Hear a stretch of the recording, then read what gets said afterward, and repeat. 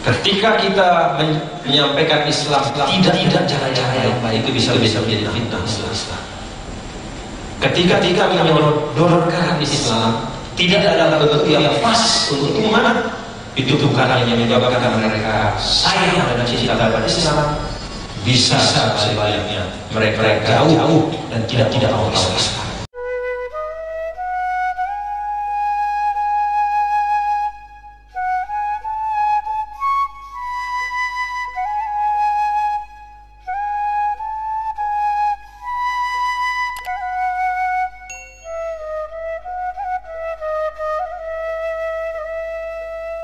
Didik para ustaz-ustazah, guru-guru, pembimbing masyarakat yang terus bergerak untuk membina masyarakat. Ada para pelaksana pemerintahan yang insya Allah juga kita doakan baik-baik semuanya, mudah-mudahan amanah semuanya. Artinya dibalik hal-hal yang menyedihkan kita dan mengecilkan hati, ada lebih banyak lagi hal-hal yang bisa menumbuhkan optimisme kita sebagai umat. Langkah pertama, bangun optimisme.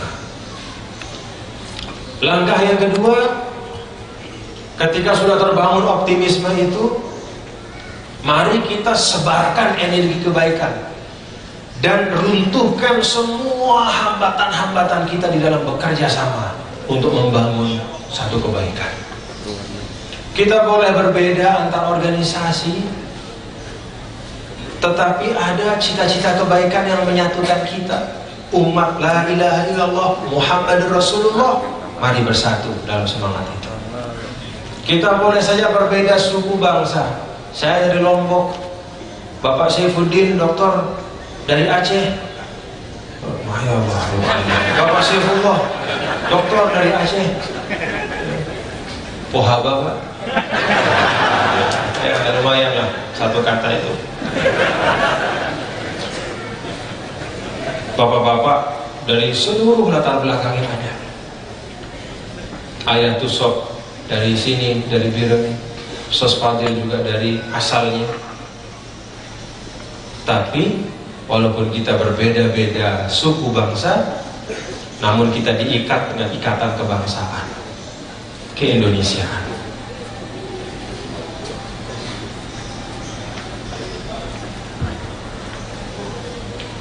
Perbedaan-perbedaan yang ada, bapak-bapak dan ibu, jangan menjadi penghalang kita untuk bekerja sama.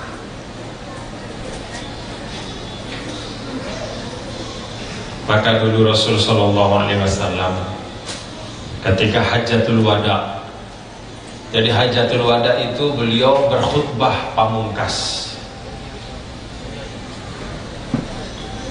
merumuskan hal-hal terpenting dalam Islam.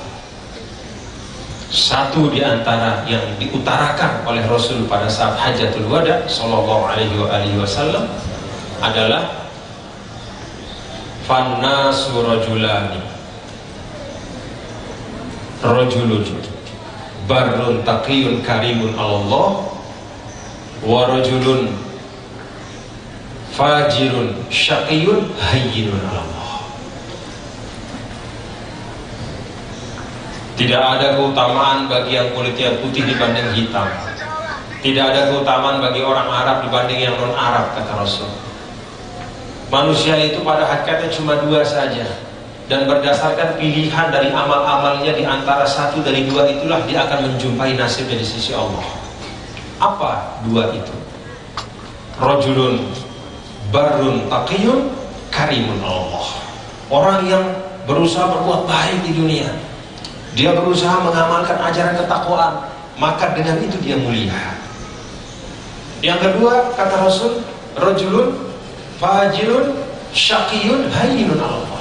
Orang yang hidupnya dihabiskan dalam hal-hal destruktif, menyebar hoax, berita-berita bohong, mengajak kepada hal-hal yang tidak baik, menimbulkan perselisihan di tengah-tengah masyarakat, tidak suka lihat orang senang, senang melihat orang susah, susah lihat orang senang. hayyinun 'ala Allah. Sehebat-hebat keturunannya, sebangsawan-bangsawan nenek moyangnya, dia tidak punya nilai di sisi Allah. Itu kata Nabi Muhammad. Artinya apa? Rasulullah SAW membangun semangat iman dan amal soleh. Yang lain-lain itu tidak penting menurut Rasul. Apa kontribusimu di dunia, disitulah kamu akan diukur kemuliaanmu di sisi Allah. Maka perbedaan-perbedaan yang ada di tengah kita, bapak-bapak, ibu, jangan menjadi penghalang.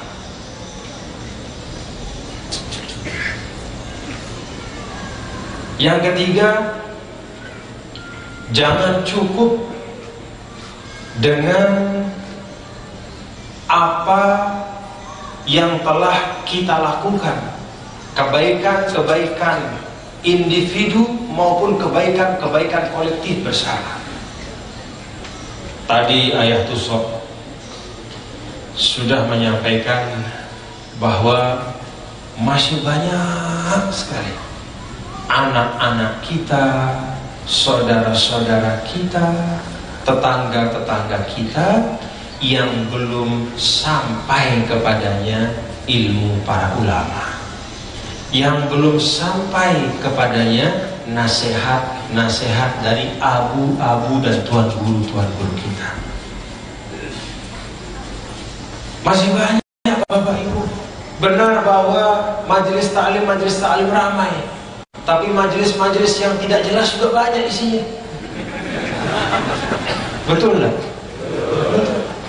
Jangan-jangan yang ramai itu adalah ya jemaah kita saja. Ya itu sudah jemaah kita.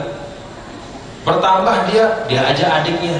Tapi ada yang bukan jemaah kita dan dia juga mengajak adiknya ke dalam majelisnya dia, yang juga semakin ramai.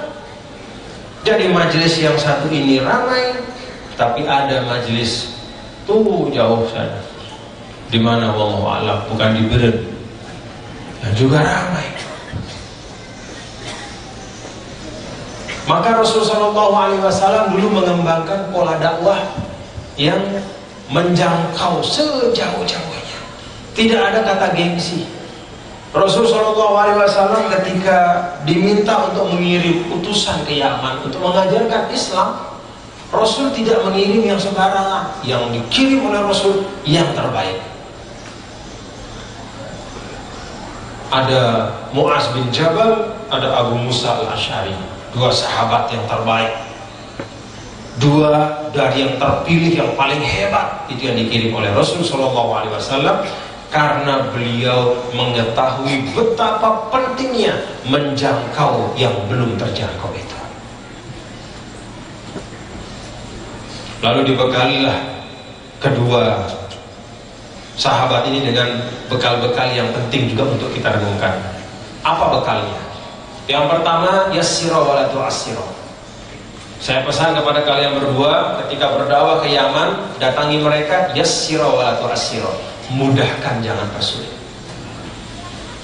Jadi mohon maaf bapak-bapak, kadang-kadang sebagaimana yang disinyalir oleh Rasulullah SAW, kadang-kadang cara kita membahasakan Islam kepada orang itu membuat orang tidak tertarik sekali. Kita membahasakan Islam itu seakan-akan Islam itu beban. Kita membahasakan Islam seakan-akan Islam itu isinya penuh dengan kewajiban. Padahal Islam itu indah. Maka dulu ada kisah ketika ada orang datang ke Madinah. Dia pedagang.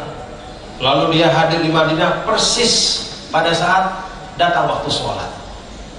Maka kemudian azan, lalu dia ikut sholat. Imamnya namanya Mu'az bin Jabal, yang tadi pernah diutus oleh Rasulullah SAW ke Yaman itu. Mu'az bin Jabal ini seorang yang hafal Quran. Maka kemudian dia bacalah suratul Baqarah satu rakaat. Bapak-bapak pernah ikut berimam sama imam yang baca suratul Baqarah satu rakaat? Satu rakaat suratul Baqarah itu lebih dari 2 juz. Lebih dari 2 juz. Satu rakaat. Karena lama, maka orang yang ikut bermakmum itu dia pisahkan dirinya karena dia punya banyak keperluan. Dia pisahkan dirinya, lalu dia sholat sendiri, lalu dia pergi. Mu'az tahu, lalu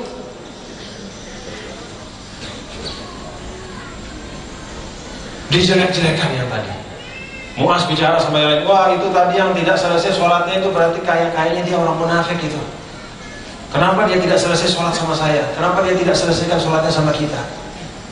Orang yang tadi itu dengar mengadu kepada Rasul, datang kepada Rasul lalu mengatakan, ya Rasulullah, saya ini pedagang, lalu masuk waktu ada masjid, saya sholat, Mu'az jadi imam, bacanya Baqarah, ya Rasulullah, capek saya tunggu, siang dagangan saya tidak laku nanti, saya harus segera ke pasar ini.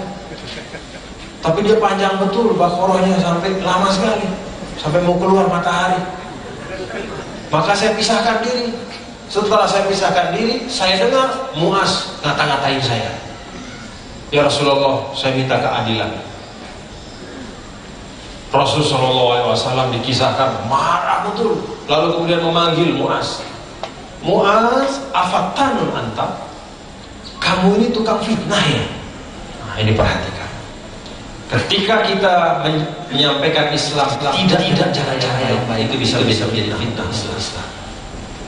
Ketika menyodorkan Islam tidak ada bentuk yang pas untuk umat, itu bukan hanya menyebabkan mereka sayang dan cinta kepada Islam, bisa sebaliknya mereka jauh dan tidak mau Islam.